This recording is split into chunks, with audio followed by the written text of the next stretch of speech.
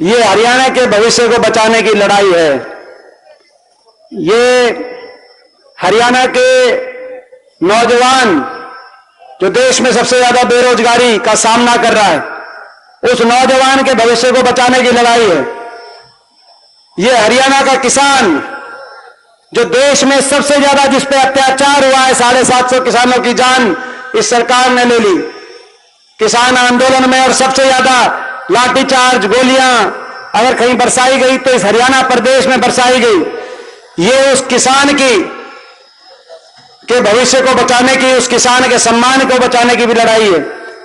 हरियाणा की महिलाएं, जिन महिलाओं को अपनी इज्जत के लिए दर दर की ठोकरें खानी पड़ी, दिल्ली के जंतर मंतर पर धरने देने पड़े, हमारी पहलवान बेटियों को और एक हमारी सरकार की एम्प्लॉई को सरकार के ही मंत्री रक्षक जब भक्षक बन गए, अपने महकमे की एक बेटी के साथ जो के दुर्व्यवहार के आरोपी एक मंत्री पेवा हल्के से, मगर उनको न्याय नहीं मिला। मुख्यमंत्री जी आज भी विधानसभा में खड़े होकर कहते हैं कि वो मंत्री हैं, मंत्री हैं, मंत्री हैं और मंत्री रहेंगे।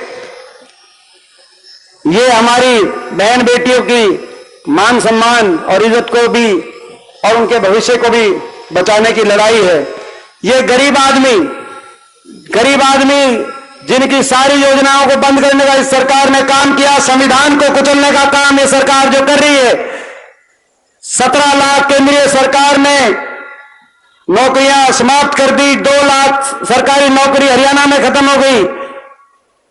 कौशल निगम आ गई, जो नौकरी बची भी उनको कच्चों में बदलने का काम, बिना रिजर्वेशन, बिना पेंशन, बिना मेरिट के लगाने का काम ये सरकार कर रही है। ये संविधान को बचाने की भी लड़ाई है, ये गरीब आदमी के मान सम्मान को बचाने की भी लड़ाई है, ये हरियाणा की सुख चैन शांति को बचाने की भी लड़ाई है। आज अपराधी धनाधन पूरे प्रदेश के अंदर कहीं गोलियां बरसाई जा रही हैं, डकैती, अपहरण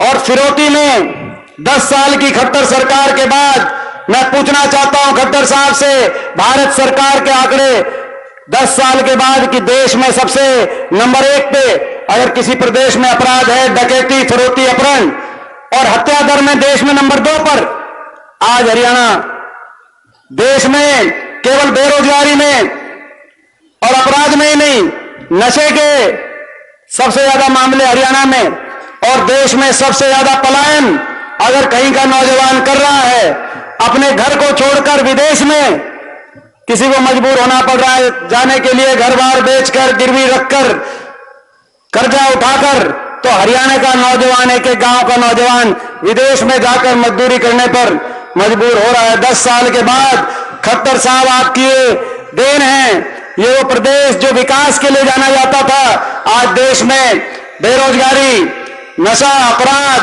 पलायन, महिलाओं का अपमान, बेटियों का अपमान, खिलाड़ियों का अपमान, किसान पे अत्याचार, किसान का अपमान, इन बातों के लिए जो प्रदेश भाईचारे के लिए जाना जाता था, वो भाईचारे में खटास लाने के लिए आज देश में उस प्रदेश ने पहचान बनाई है। जो जय जवान जय किसान के लिए जाना जाता था, आज वहां अग्निपथ योजना और अग्निपथ योजना भी, और भाजपा सरकार जय जवान जय किसान का नारा भी बदल गया, अग्निपथ योजना लेके आए।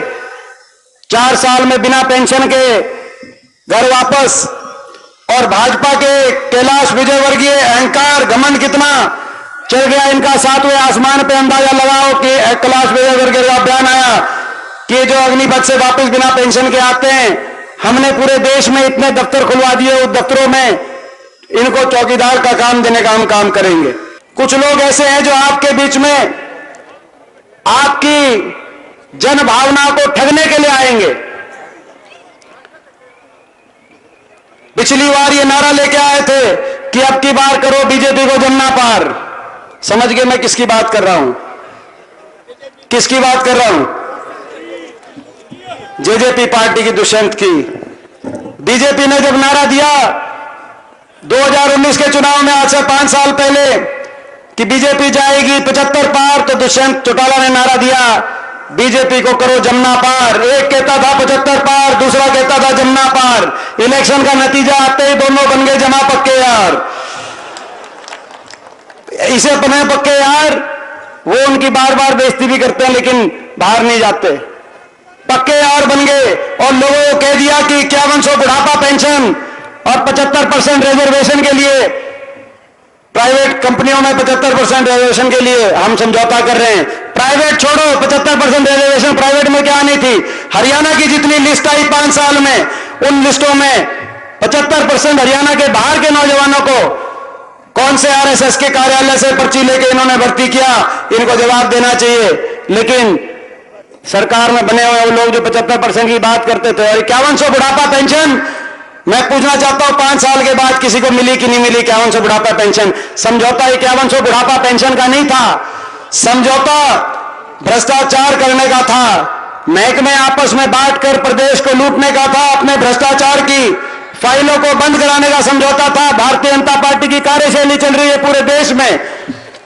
आप देख रहे हो किस तरीके से प्रजातंत्र का, लोकतंत्र का गला घोटने का काम ये पार्टी कर रही है, और किस तरीके से मुकदमे जिन पे बने उनको निशाने पे, तो आप देख रहे हो किस तरीके से मैं ज्यादा, तो भाई ये इस तरह के लोग बीजेपी के इशारे पे जनादे, पिछली बार भी लोगों ने तो कर दिया था बीजेपी को जमुना पार, लेकिन इन्होंने जमुना पार से बीजेपी की सरकार बचाई, जमुना में डुबकी लगवाई और चंडीगढ़ में खट्टर साहब को शपथ दिलवाई, बीजेपी को शपथ दिलवाई। इस बार भी आएंगे, वेश बदल बदल के आएंगे, आपके बीच में आएंगे। जन भावना हरियाणा में बन गई, सरकार लोग बदलना चाहते हैं, हरियाणा को बनाना चाहते हैं, बचाना चाहते हैं। हरियाणा के कोने कोने से एक ही आवाज जा रही है, बीजेपी जेजेपी की एक खट्टर दुष्यंत सरकार आ रही है, और ये सरकार जा रही है, और हुड्डा साहब के नेतृत्व में और उदय भान जी की अध्यक्षता में कांग्रेस पार्टी की सरकार आ रही है।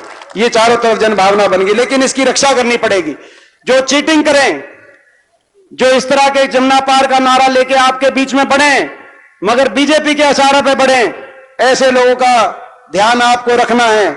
जहां आपके लिए लड़ाई लड़ने की जरूरत होगी, छाती हम अड़ाएंगे, और कोई पकड़ पाछे अगर कोई वार करने की कोशिश करे तो उनका इलाज तुमने करना है। ये एक आपस में फैसला हमारा